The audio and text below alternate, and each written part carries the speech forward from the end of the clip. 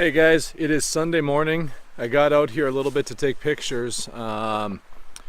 Ended up last night, that fog that was setting in at twilight ended up sticking around through a lot of Hibbing here in a lot of the surrounding areas, and not only did it stick around, but it's also forming some nice frost. Not quite as heavy as I've seen, of course, but it's still kind of cool. And I'm out on some side roads here where we've got some like little rivers and streams that are flowing through around near the mine dumps and things. And really kind of cool because you're getting a lot of the like open water, that black water look with the snow and the trees, and then it's kind of foggy still, a little bit of frost on stuff. And so I'm setting up and just trying to get some nice pictures, doing something that I keep telling myself I need to do more of, and that is setting up using a tripod to focus and compose these shots and try and get just the best possible image I can. So we're doing a little experimenting with tripod work today, partly because I want to try and get some really nice crisp shots, but also because with this fog, even though it's kind of bright, I want to be able to shoot with a low ISO down at about ISO 200 just to give a real clean file, because that fog can sometimes add a bit of almost a false graininess to an image because it is particles in the air. You know, the air is dense right now. And so I'm shooting at those low ISOs because of that. And by doing that, even though it seems nice and bright and there's a lot of white in the scene, it again, going back to this exposure thing, it wants to trick the camera and make the camera underexpose that shot a little bit. And so when you start changing those manual settings to increase your exposure, you end up with a little slower shutter speeds, which normally I would just hand hold and hope for the best. Usually I'm pretty steady with that stuff. But today, because the conditions are really nice, I wanted to go ahead and just take the time, set up on a tripod. I've got this location and a couple others that I'll show you as we go. So let's go take a look real quick at what I'm framing up over here, and I'll take you along on a few more as we go, and hopefully you guys are out enjoying your day as well. Let's go see what we've got. All right, so what we're looking at here, when I flip this around, I'll show you. We've got a nice area where the water's kind of forming a pool here, and the river is snaking back through. It's not much of a river, more of a little stream. When I'm shooting wide angle, you're not going to be able to see a lot of that detail. I wish I could be up about another 10-15 feet here to really look down into this, to give you that sense of the river meandering through as it comes around some pines and things here with the mine dumps in the background. But we make do with what we've got. But the water's coming, pooling here, some reflections and a haze in the background from the fog. Just a little bit of frost here in this area, not a ton. Oddly enough, normally I would expect areas where there's water to have a little more frost because there's more humidity in the air, but I'm finding that there seems to be more frost when we're away from any water, and I don't know exactly why that is. Those of you that know weather would probably be able to tell me in 2 seconds, and certainly hit me up in the comments. But let's flip around and I'll show you what we've got here.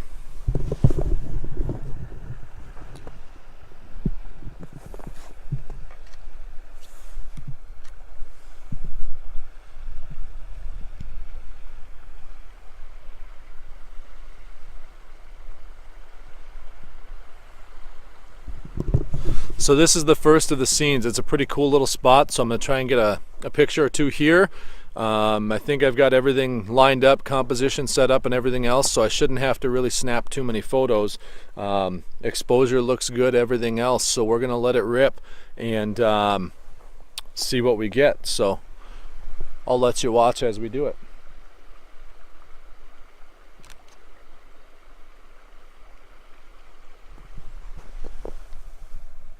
Yeah, that looks good. It looks real good. I'm going to mosey up the road a little more. There's a few areas where this little river will kind of snake around and back and forth by the road. So we'll see what we can get there, but let's go explore. All right, so I'm at the next little spot here. And before I show you the image, I don't know if it's going to happen, but I saw some eagles flying up, and this is why. Now, this could be a little graphic, but I'll try not to show too much. But right down here, Someone has dumped a bunch of deer carcasses from deer season, the leftover bones and stuff, and there's been a couple eagles flying around, a lot of ravens and stuff like that. In fact, there's still one sitting up in a tree a little further away, but I'm set up with my wide angle right now, and where he's at is he's buried in the trees pretty well. I don't know if he'll come back, but I totally missed an opportunity though, because up in these pines up here, I got out, didn't even see him sitting up there, setting up my tripod and everything else, and all of a sudden he flew off. Had I seen him while I was still in the car, I could have slapped on a zoom lens real quick and maybe got some cool pictures of that eagle sitting up over this spot. So this is what we're looking at right now. I'll show you.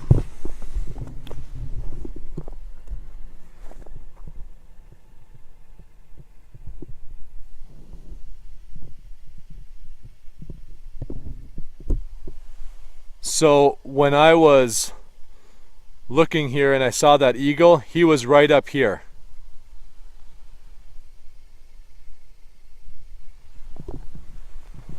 But now he's way over here, and I'll just point to him on the screen before I get back to taking some pictures.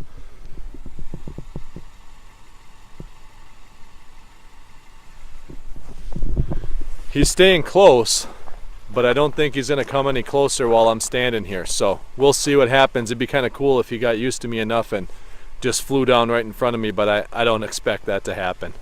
We'll go on to the next spot in a minute. All right, guys, so this is I don't want to say the last spot I'm going to find today, excuse me, but this is the last spot I had just seen along this little stretch. So the last place the river kind of comes up close to the road and flows underneath it and moves on. But I did think of one tip when you're shooting on a tripod, one thing to remember, and I forgot early on, so I'm hoping the pictures still come out pretty good, and I'm debating if I should just go back and reshoot them. But when you're shooting on a tripod and you have a lens that has image stabilization, Fuji, they call it the OIS, Nikon I think is VR, Canon I think is the IS. Anytime you have a lens with image stabilization, you need to remember that when you're shooting on a tripod, you need to actually turn that off, because what happens, and it gets kind of nerdy and techy, I'm not going to go into all that, but basically what happens is because the camera is locked down and solid, that image stabilization within the lens is still trying to find a way to stop any movement. That motor is still working essentially, and when it does that, it actually introduces motion into your image even though you're locked down on a tripod, so you can actually cause yourself to get more blur and more movement in your pictures, just even though you're on a tripod, just because you've got that image stabilization on. Now this scene here, as you saw over my shoulder, is kind of a cool one, because the river is going to wind down here and come actually underneath the road right where I'm standing, and it winds around back where we've been seeing all the way back to those other ones, but we've got a few nice kind of old trees here. They're not dead, but they're definitely bare. There's no leaves. It's obviously winter. And you've got the backdrop of the mine dump up there, which on a normal day, the spots that just look dark up there as far as bare snow, normally those are a pretty vivid red because it's an iron ore mine dump here in northern Minnesota. Today, because it's so foggy and hazy and real low contrast on this light, they just look dark like rocks and dirt, which is, you know, it is what it is. A lot of times I have to say that I'd take the foggy conditions with a little bit of frost over the bright red of the mine dumps, because I see the mine dumps all the time when, you know, if I ever drive these roads. So this shot here, we're going to line up and let's see what we're looking at. I'll see if I can get in close and show you a peek.